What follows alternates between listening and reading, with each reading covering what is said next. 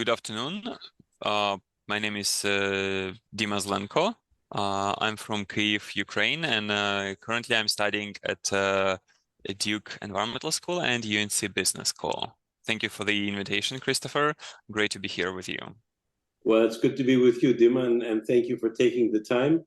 We work very closely, OCN and ATR, and we're very happy to partner with them. Let's talk a little bit about who Dima is. You're from Ukraine, but now you're in the United States. So tell us a little bit about that story. Great question. I was growing up in Kyiv, Ukraine, but I always was curious about what's there in different countries, in different regions. And I was fortunate enough to study on several exchange programs across multiple countries, mostly in Europe. But also I was lucky to be a part of a study abroad program where you travel on a ship and go around the world. Wow. From there, I learned from my professor. She was teaching at Duke, so I learned about Duke and decided to pursue my grad degree here in the States after working for several years when I was not satisfied with the impact of my work and I wanted to go back to school to study more of environment. Understood. And so you left Ukraine. Did you leave before the attacks in Ukraine? What time frame did you leave? I applied to school, and then in February we had full-scale invasion. I was in Kyiv. I remember in the night I've heard some thunder and realizing that this is too early for thunder. And of course it wasn't thunder, it were missiles flying. And in the morning at 6 a.m. my dad called me and said the war had begun. Yeah. So you leave now in Kyiv. What members of your family are still in Kyiv now? Yes, my whole family is in Kyiv. They moved away like around spring, summer to some relatives in abroad, but then came back because it's home and they felt much better at home despite the war. They are safe currently, right? Well, Christopher, safe, it's a question full of pitfalls because you never know if the missile flies. So I guess under circumstances there in Kyiv, they are fairly all right, better than if you are like in the very, very eastern front lines, but Russian, missiles, including Iranian drones, Shaheds, they still fly in Kyiv, and here and there you have news reports about buildings being bombed. Yes, no, it's unreal. Tell us about how you feel about what's going on in Ukraine. I mean, I'm a Greek Orthodox priest, so I have interviewed several people who are from Ukraine, who have been soldiers and leaders and individuals, and I've learned of the zeal of the Ukrainian people and how they've been able to be strong. But I'm wondering what your perspective is. You're not in the country, but I'm sure you're still there because you have your parents are there. Tell us about that relationship within your heart of what's going on. Yeah, absolutely. I mean, I left like around summer when the war began to start studying.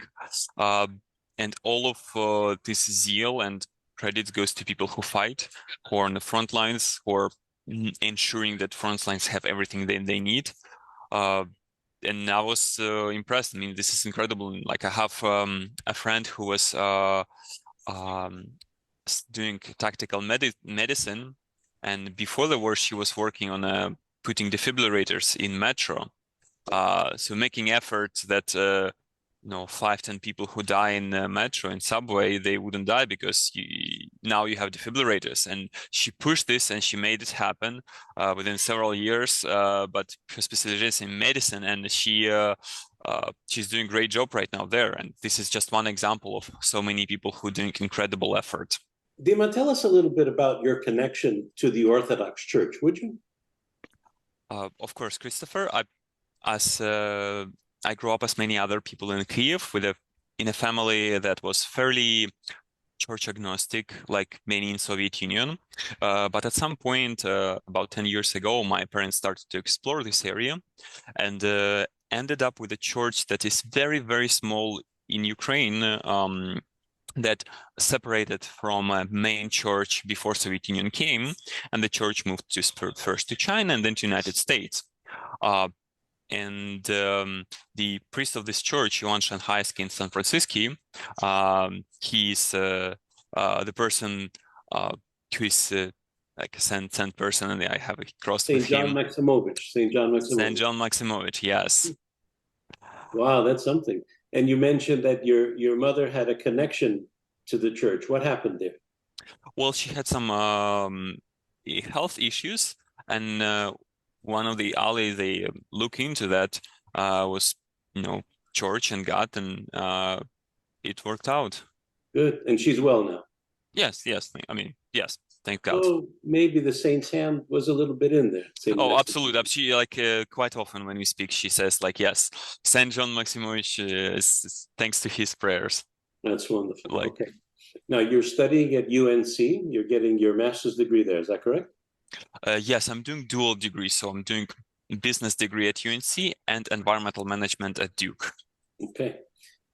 I know Duke University well because my son graduated both undergraduate and graduate studies, so I know how serious Oh, that fantastic. university. Which school? The School of Business, FUCA. Duke, okay. So I know how serious that school is, and I know how passionate the young people are. So let's jump into that passion for Let's a minute. go.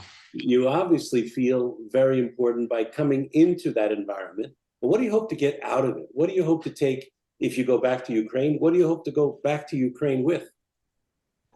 So I would quote a friend who mentioned before starting the call, Adam, who said that you go here because you can pick up the phone 5 years later to anyone who studied at your school. Let's say, hey, Christopher, I got such and such question about this very, very specific business on an environmental topic. Can you help me out? If you've never heard about this person will talk to you just because you are from the same school.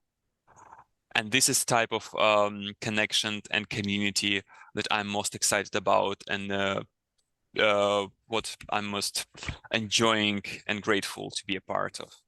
You're a young person. What do you see going on in the world today? Does faith play a role at all in what you see? And how do you hope things will come out in the future? So, broad question. What do I see in the world broadly, and what role faith plays in it? Mm-hmm.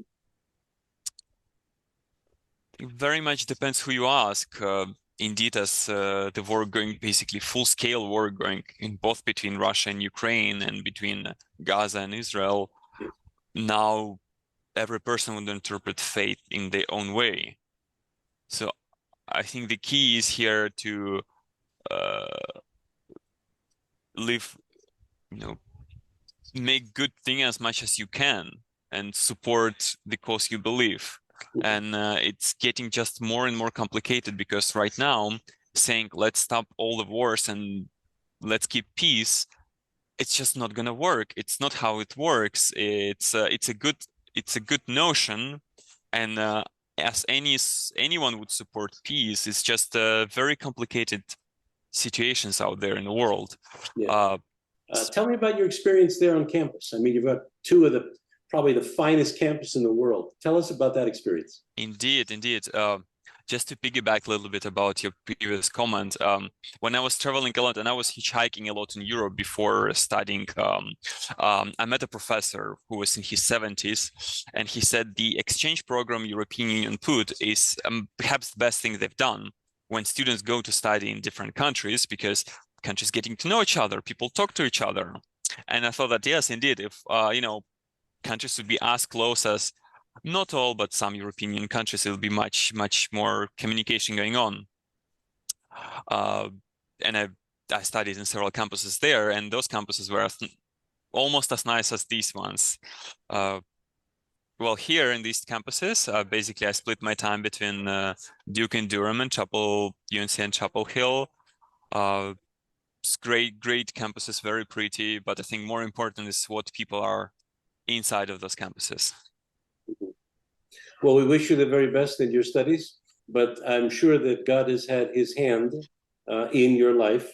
It's not by accident that some of these things happen, and you've taken some very, very positive steps. And I hope that the degrees that you receive from UNC Chapel Hill and Duke University, you'll bring them back to Ukraine with good hopes and good future and good planning. Thank you very much, Dima.